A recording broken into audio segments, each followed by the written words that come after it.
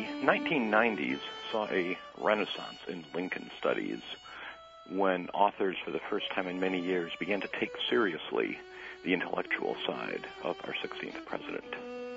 No book was more influential in this development than Abraham Lincoln, Redeemer President. Our guest today is the author of that book and also the Henry R. Luce Professor of Civil War Era Studies at Gettysburg College, Dr. Alan C. Gelzo. Join us with Dr. Gelzo when we return on Civil War Talk Radio.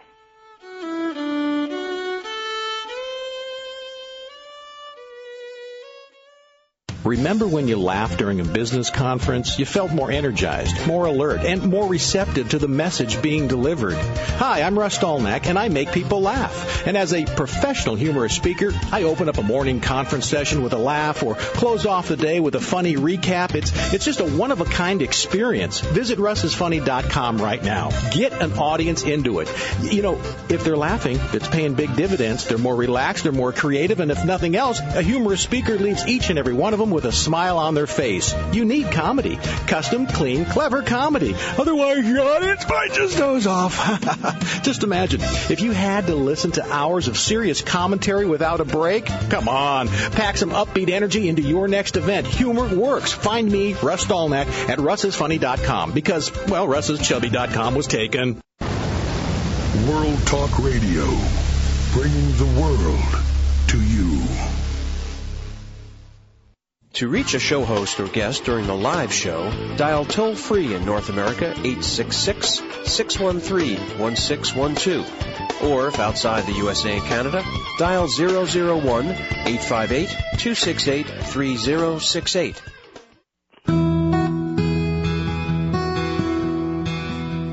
Welcome to Civil War Talk Radio. I'm Jerry Prokopovich, speaking to you from my otherwise deserted office on the very quiet summertime campus of East Carolina University in Greenville, North Carolina.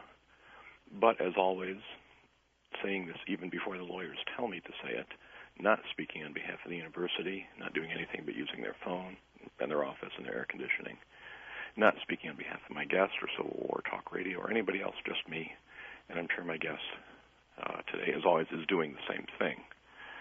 I'm very pleased to have Alan Gelzo as our guest today, in part because, as you'll hear momentarily, he has perhaps the best radio voice of anyone in the Civil War Lincoln world, and that's an appropriate counterbalance to me, as I have been a little under the weather for the last few weeks. I feel much better, but my voice is shot and is probably less fun for you to listen to than it is for me to use it. So I'm looking forward to asking perhaps one pithy question and letting Alan run with it for the next 57 minutes. Before we get to that, though, a bit of quick housekeeping. As always, donations to Civil War Talk Radio are welcome to help buy the books by the authors who come on the show so I can read them and know what I'm talking about, what they're talking about, and for whatever other purposes, medicine perhaps for my throat. So donations are always welcome, and I particularly would like to thank Ricky Hildebrandt of Massachusetts for his very generous donations over the course of Civil War Talk Radio. Generous to the point that I've thought of renaming the show the Ricky Hildebrandt Hour, but that would confuse people as to the topic. So we'll keep it Civil War Talk Radio and encourage others to join him in contributing. I also want to send congratulations to someone we had as a guest on the show a few weeks back, Joshua Schenck, author of Lincoln's Melancholy, a very interesting book on Lincoln and depression, who during our conversation mentioned the woes of the academic job hunt that anyone in academia knows either firsthand or close secondhand what that's like. And I was happy to receive an email from him saying that he's joining the faculty at Washington College, a liberal arts school on the eastern shore of Maryland's Chesapeake Bay. He'll be the director of the Rose O'Neill Literary House, and I'm delighted that Josh has had success in his search. And finally, as a way of starting, I want to congratulate our guest today, Alan Gelzo, who also sent out good news not long ago that the Henry R. Luce Foundation is renewing its support of Gettysburg College and the chair that Dr. Gelzo holds, the Henry R. Luce Professor of the Civil War era. Alan, are you there? I am here, Jerry. I'm glad to hear that, and I'm glad to hear your voice, which sounds better than mine on normal occasions, but much better today. I'm sure there is a Civil War recipe or medical concoction of some sort that we could try out on you to further your participation in the authentic experience of the Civil War. Some sort of bark brewed or something like that. Oh, calomel. How about a mercury-based mixture? I've been taking Blue Mass for the last couple of weeks, and that hasn't... I'm afraid that won't do much for your throat, but it may, or at least it was reputed to have done some things for other parts of the anatomy, which we will not try to lay out in detail for you. I think that would be wise. I have become very irritable and violent, but that's its expected side effect. Let me ask you, just as we start, if you could speak up a little bit or hold the phone close, because the tin can and string with which I'm supplied by East Carolina University makes it hard to hear. All right. Well, I'll try to amplify a little bit more. Maybe pound on the desk in front of me. Maybe that will help. That would be great. Well, Alan, I was this past week I really have been under the weather, and normally I do prepare. Listeners will vouch for this, that I get my questions in order, or try to, and read up on the books. And I admit I've been sort of bedridden, and I have just glanced at Redeemer President for the first time in a couple of years. But I remember what an impact it made when it came out as the first book that really restored the debate on Lincoln's intellectual legacy, not just sort of inspirational speaker and Father Abraham figure, but someone whose ideas needed to be taken as seriously as his actions. What brought you to the idea of studying Lincoln from that angle? Well, first of all, my methodological specialty, if you can call it that, is really American intellectual history. It's the history of American ideas, the history of American philosophy. And while that seems a bit far removed from Lincoln and the Civil War, nevertheless, that is the path I was going down in the mid-1990s when I was working particularly on a project concerning the history of the idea of free will and determinism in American philosophy. I knew from work I had done all along on teaching the Civil War and on Abraham Lincoln that Lincoln had a few things to say on that particular subject, and I thought it might be an unusual way of broadening the scope of a book that otherwise spent a great deal of time talking about philosophers and professional thinkers to be able to include a president speaking to this particular intellectual question. And I began work on including Lincoln in this. The material on Lincoln grew almost on its own, and in fact I never did finish that project on the history of determinism in America because I turned to working on a paper about Lincoln and determinism, which later was published in the Journal of the Abraham Lincoln Association as Abraham Lincoln and the Doctrine of Necessity. Gave that paper at one of the annual symposia of the Abraham Lincoln Association in Springfield, Illinois. And afterwards, probably about 2 months after that, was surprised when a publisher and a representative of a publisher got in touch with me and said, would you be interested in writing a book on Lincoln? Now, that's rather slender beginnings to write a book on Lincoln, but for that reason I had to say, no, I don't think I should be doing that. I'm really not a Lincoln person. They came back to me persistently, and they said, well, we'd like you to write a book on Lincoln and religion. That put me off even more, because one thing I did know was that there had been a tremendous number of books written about Lincoln and religion, and about 9 out of 10 of them are really the kind of thing that convince you that there cannot possibly be a paper shortage. They're not the best kinds of books. They're poorly written, and the whole notion of writing a book on Lincoln and religion had about all the charm of the Great Dismal Swamp to someone who was trying to be a professional historian. They came back a third time, and they said, well, look, if you don't do this, we're going to put this project into the hands of Professor X. And I knew Professor X, and I knew that Professor X knew much less about Abraham Lincoln. So I came back with a counteroffer.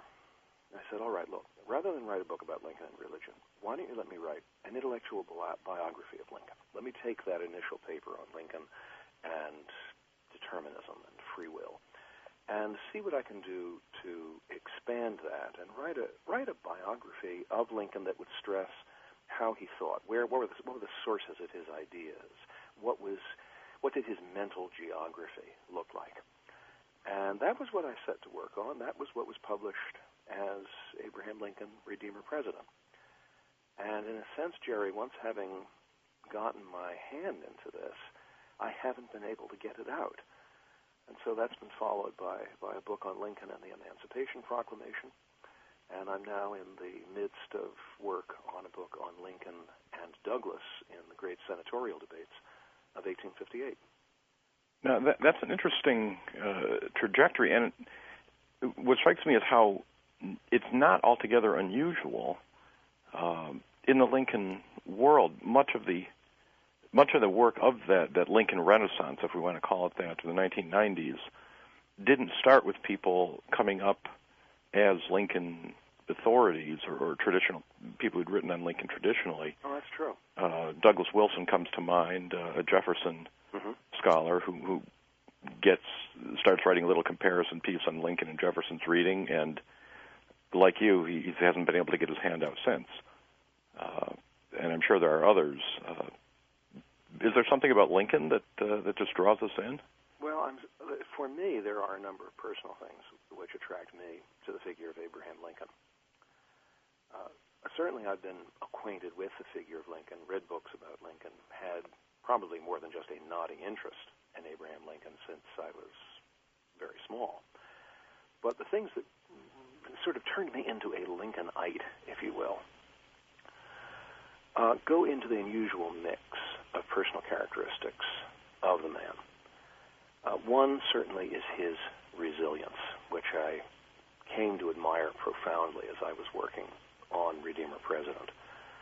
Here was a man who was struck repeatedly by blows which would have prostrated just about any of the rest of us. And what he showed instead was a remarkable capacity to absorb punishment. I also appreciate in Lincoln his willingness to keep moving ahead even when everyone around him is counseling him that he doesn't have the wherewithal to do it. This was a man whom people routinely, regularly, and thoroughly underestimated. He didn't have the conventional credentials. If we were to recommend him to a search firm today, they would probably laugh at us. He does not have a resume that would commend him to the kind of position he ended up occupying. And yet the funny thing was that he kept using that underestimate that people made of him. He kept turning it to his own advantage, and in fact did great things when people had written him off. I suppose in one respect he was able to do that precisely because they had written him off and they weren't watching while he worked the small-scale miracles that he did. And I guess a last thing that continuously attracts me to Lincoln is the thing that he really tended to talk the most about when he talked about himself, and that was his dedication to self-transformation, to being able to rise in one's situation in life, to better one's condition. And the promise of that, I mean, speaking to someone who is the grandchild of both Jewish and Lutheran and Catholic and Irish immigrants who grew up with grandparents who went through the Great Depression and who really had nothing, or at least what they did have, they lost, and really had to start from almost behind the eight ball.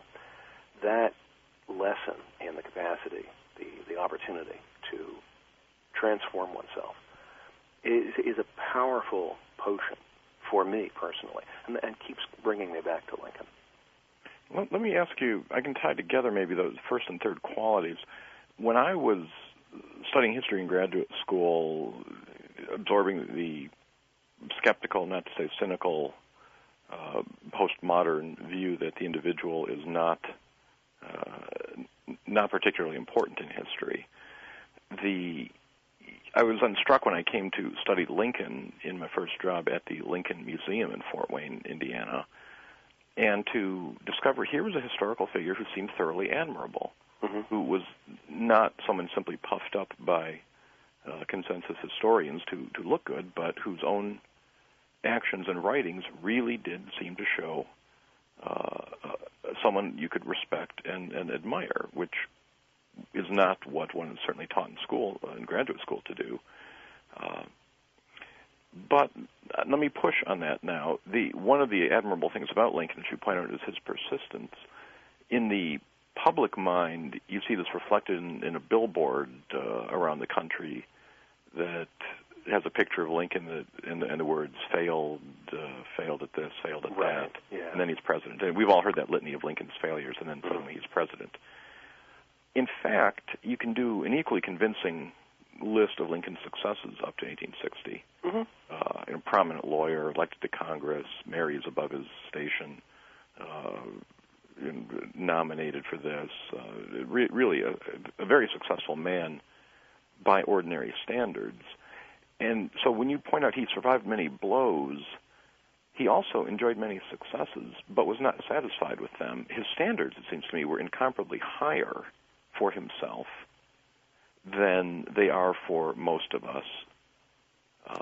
Well, I think that's true. I think that he was successful in a number of areas, certainly as a lawyer. He starts out really as an apprentice in the late 1830s, and he's doing the usual kind of pettifogging jobs that today I expect most lawyers leave to their secretaries to do. At least it's the first year. I can tell you from experience, it's the first year law, just out of law school.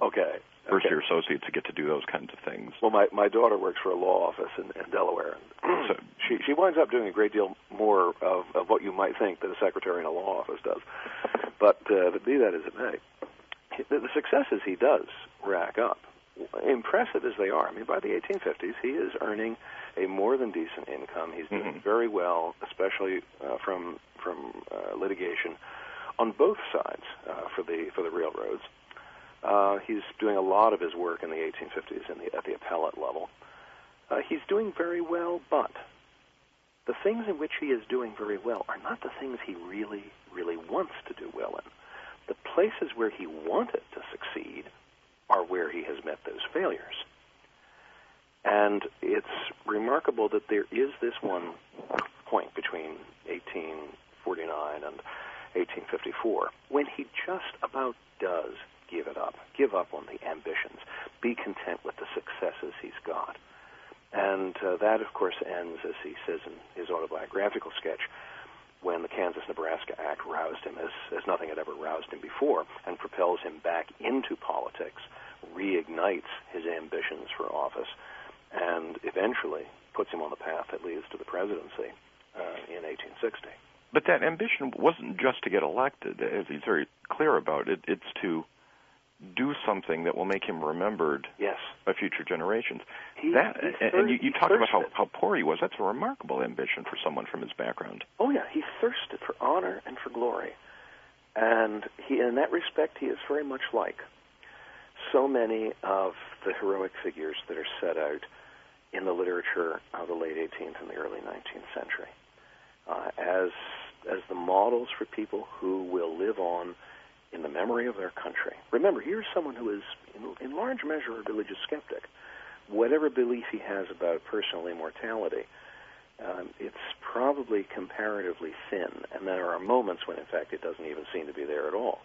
His substitute for it is honor and glory and the memory of one's country and one's fellows. And he really seeks after that. There have been psychological theorists who've suggested that the thirst for political glory is evidence of a certain degree of psychological damage that is done in childhood, that people who just cannot seem to get their jollies except by being affirmed by the electorate, by winning political prizes, are people who have suffered some serious loss or trauma in childhood, and they're trying to make up for it that way. Harold Lasswell, who was a famous psychological writer in the 40s and the 50s, propounded this as a theory for explaining the behavior of prominent politicians. And in Lincoln's case, one almost wants to wonder if there is something there, that there was a missing piece of Lincoln's emotional life that he sought to make up for by this pursuit of honor and glory, especially in the political realm. But he definitely did seek after it, and as Herndon said, it made his ambition like a little engine that knew no rest. The Lyceum speech is often cited when this subject comes up, the speech he made as a young man in the 1830s, even to the point of theorizing that the quest for honor and glory was an Oedipal quest to slay the founding fathers / Thomas Lincoln. That was it's funny because that interpretation of the Lyceum speech was actually first popularized by the literary critic Edmund Wilson, and it's that the interpretation has taken on a life of its own to the point where more people know about the interpretation than they actually know about the Lyceum speech. If you take the Lyceum speech and drop it back into its context in the late 1830s, what he's really doing, of course, is complaining about the regime of Andrew Jackson and Martin Van Buren. And there's even some reason to think that the towering giant whom he's warning people about is not his 6'4" self, but his diminutive 5'4" lifelong political opponent, Stephen A. Douglas. And thus towering giant becomes something of a inside joke that Lincoln is making at Stephen A. Douglas. And jokes are not things that we disassociate from Abraham Lincoln, are they? Absolutely not. Other things that we associate with Lincoln one way or another are frequent references to Providence, to God, sometimes obliquely, sometimes directly. Mm-hmm. We're going to take a short break and come back in just a minute here on Civil War Talk Radio and talk about that subject with our guest, Dr. Alan C. Gelzo, when we return on Civil War Talk Radio.